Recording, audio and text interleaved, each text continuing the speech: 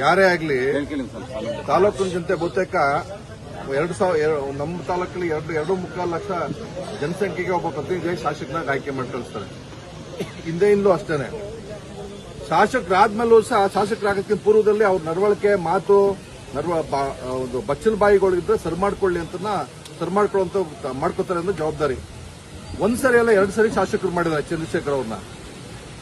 ಅವರು ಏನೇ ಇರಲಿ, ಇವತ್ತು ರಾಷ್ಟ್ರ ಅಂತಾರಾಷ್ಟ್ರೀಯ ಮಟ್ಟದಲ್ಲಿ ನೆರೆ ರಾಷ್ಟ್ರಗಳು ಸಹ ದೇವೇಗೌಡ ಅಪ್ಪಾಜಿ ಬಗ್ಗೆ ವಿಶೇಷ ಗೌರವ ಸನ್ಮಾನ ಇದೆ.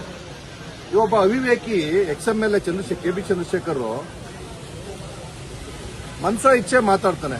ನಾನು ಆ ಶಾಸಕರಿಗೆ, ಅವ್ನು ಮಾಜಿ ಶಾಸಕ ಚಂದ್ರಶೇಖರ್ಗೆ ಹೇಳೋದಿಷ್ಟೇ, ನಾನು ವಯಸ್ಸಲ್ಲಿ ಚಿಕ್ಕವನು, ನಾನು ವಯಸ್ಸಲ್ಲಿ ಅವನಕ್ಕಿಂತ ಇನ್ನೂ ಬಿಸಿ ರಕ್ತ, ಇನ್ನೂ ಮುಂದುವರೆದು ಮಾತಾಡ್ಬೋದು ನಮ್ಮ ನಾಯಕರ ಬಗ್ಗೆ ಮಾತಾಡೋ ಸಂದರ್ಭದಲ್ಲಿ.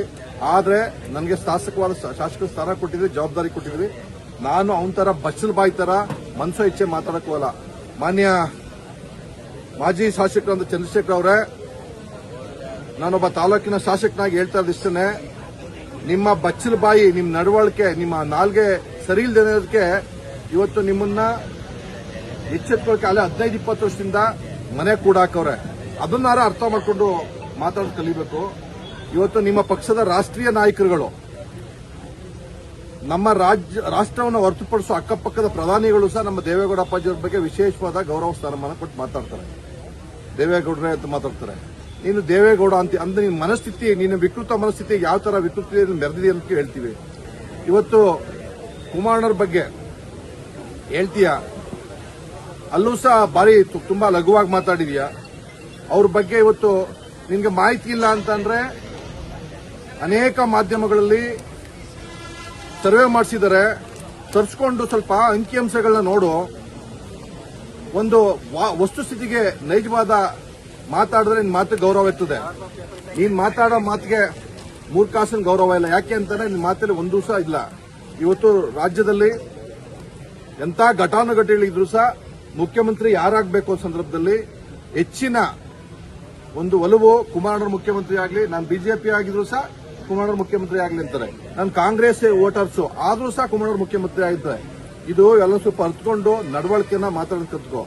ಜೊತೆಗೆ ಇವತ್ತು ನಿಖಿಲ್ ಅಣ್ಣವ್ರ ಬಗ್ಗೆ ನೀನು ಚುನಾವಣೆಯಲ್ಲಿ ಗೆದ್ದಾಕ್ಷಣಕ್ಕೆ ದೊಡ್ಡ ಲೀಡರ್ ಅಲ್ಲ, ಚುನಾವಣೆಯಲ್ಲಿ ಗೆದ್ದಿಲ್ಲದೆ ಹೋದ್ರು ಸಹ ಆ ಕುಟುಂಬದ ಗೌರವ ಸ್ಥಾನಮಾನ ಉಳಿಸಿಕೊಂಡು ಕೆಲಸ ಮಾಡ್ತಾ ಇದ್ದಾರೆ. ಇವತ್ತು ರಾಜ್ಯಾದ್ಯಂತ ಸುಮಾರು 70ರಿಂದ 73 ಸ್ಥಾನಗಳಿಗೆ ಹೋಗಿ ಇವತ್ತು ಜನರೊಂದಿಗೆ ಜನತಾಳ ಕಾರ್ಯಕ್ರಮ ಮಾಡಿದ್ರೆ ಎಲ್ಲೂ ಸಹ ಅವರಿಗೆ ಅಗೌರವ ರೀತಿ ನಡ್ಕೊಂಡು ವಯಸ್ಸಲ್ಲಿ ಚಿಕ್ಕವರಾದ್ರೂ ಸಹ ನಿನ್ಕಿನ್ನ 1 ಲಕ್ಷ ಪಟ್ಟು ಪ್ರಬುದ್ಧತೆಯಿಂದ ನಡ್ಕೋತಾವ್ರೆ. ಅವರು ನಮ್ಮ ನಾಯಕರುಗಳು, ನಾನಲ್ಲ, ನಮ್ಮ ಕಾರ್ಯಕರ್ತರು ನಿಮ್ಗೆ ಉತ್ತರ ಕೊಡ್ತಾರೆ. ಜೊತೆಗೆ ಇನ್ನೊಂದು ಮಾತಾಡಿದೀಯಾ, ಸತ್ತೋಯ್ತು ಅಂತ. ನಿಮ್ಮ ಪಕ್ಷದಲ್ಲಿ ಮುಖ್ಯಮಂತ್ರಿಗಳಾಗಿ ನಡೆದಿದ್ದಾರೆ, ನಮ್ಮ ರಾಜ್ಯದಲ್ಲಿ ಬೇರೆಯವರು ಸಹ ಇದ್ದಾರೆ, ಬೇರೆಯವರು ಸಹ ಮುಖ್ಯಮಂತ್ರಿಗಳಾಗಿದ್ರು ಅನೇಕರು. ಯಾರೂ ಸಹ ಪ್ರಾದೇಶಿಕ ಪಕ್ಷ ಕಟ್ಟಿ ಕೇವಲ 5ರಿಂದ 10 ವರ್ಷ ಆ ಪಕ್ಷವನ್ನು ಉಳಿಸ್ಕೊಳ್ಳೋಕ್ಕಾಗಿಲ್ಲ. ಒಂದು ಪ್ರಾದೇಶಿಕ ಪಕ್ಷ ಕಟ್ಟಿ ಬೇರೆ ಪಕ್ಷಕ್ಕೆ ದಾಸಿಗೊಳಗಾಗದಂಗೆ ಸುಮಾರು 50 ವರ್ಷಗಳಿಗಿಂತ ಹೆಚ್ಚು, 30-35 ವರ್ಷಗಳಿಗಿಂತ ಹೆಚ್ಚು ವರ್ಷಗಳಿಗಿಂತ ಸಹ ಹೆಚ್ಚು ಪ್ರಾದೇಶಿಕ ಪಕ್ಷವನ್ನ ಮುನ್ನಡೆಸಿಕೊಂಡು ಬಂದಿದ್ದಾರೆ. ನಿಮ್ಮಲ್ಲೂ ಸಹ ಮಾನ್ಯ ಸಿದ್ದರಾಮಯ್ಯನವರು ABPJD ಅಂತ ಒಂದು ಪ್ರಾದೇಶಿಕ ಪಕ್ಷ ಕಟ್ಟಿದ್ರು. ಕೇವಲ 6ರಿಂದ 7 ತಿಂಗಳೇ ಅವರು ಪ್ರಾದೇಶಿಕ ಪಕ್ಷವನ್ನ ಮರ್ಜು ಮಾಡಿ ಕಾಂಗ್ರೆಸ್ಗೆ ಹೋದಂತ ಪ್ರಸಂಗ ಇದೆ. ಹಂಗಾಗಿ ಒಂದು ಪ್ರಾದೇಶಿಕ ಪಕ್ಷಗಳನ್ನ ಅಧಿಕಾರದಲ್ಲೂ ಸಹ ಕಟ್ಟಿ ಉಳಿಸ್ಕೋಬಹುದು. ಸಣ್ಣಪುರದಿಂದ ಮಾತಾಡ್ತಿಲ್ಲ, ಅಷ್ಟಲ್ಲ ಅಂತ ಅಷ್ಟೊಂದು ಈಸಿ ಅಲ್ಲ. ಆದ್ರೂ ಸಹ ಇವತ್ತು 18-20 ಇವತ್ತು 18-20 ನೆಕ್ಸ್ಟ್ 60-60-70 ಮೇಲೆ ಹೋಗ್ತೀವಿ. ಅದು ನಮ್ಮ ಪಕ್ಷದ ತಾಕತ್ತು. 2 ಸೀಟಿಂದ ಎದ್ದು ಕೂಡ 70 ಸೀಟು ಬಂದಿದ್ದೀವಿ. ಅದು ನಮ್ಮ ಪಕ್ಷದ ತಾಕತ್ತಿದೆ. ನಿಮ್ಮ ಬಚ್ಚಲ ಬಾಯಿಯಿಂದ, ನಿಮ್ಮ ನಡವಳಿಕೆಯಿಂದ ಇವತ್ತು ನಮ್ಮ ತಾಲೂಕಿನಲ್ಲಿ ಕಾಂಗ್ರೆಸ್ ಪಕ್ಷ ಧೂಳಿಪಟ ಆಗಿದೆ. ಇನ್ನೂ ನೀವು ಬುದ್ಧಿ ಬರಲಿಲ್ಲ ಅಂತಂದ್ರೆ ಇನ್ನು ಯಾವ ತರ ಬುದ್ಧಿ ಹೇಳಬೇಕೋ ಗೊತ್ತಾಗ್ತಾ ಇಲ್ಲ. ನಾನೊಬ್ಬ ಸಣ್ಣ ವಯಸ್ಸಿನ ಒಬ್ಬ ಸಾಮಾನ್ಯ ಕಾರ್ಯಕರ್ತನಾಗಿ ಹೇಳ್ತಾರೆ, ಶಾಸಕ ಕಾರ್ಯಕರ್ತನಾಗಿ ಹೇಳ್ತಾ ಇದ್ದೀವಿ. ಜೊತೆಗೆ ಇನ್ನೊಂದು ವಿಚಾರ, ಇವತ್ತು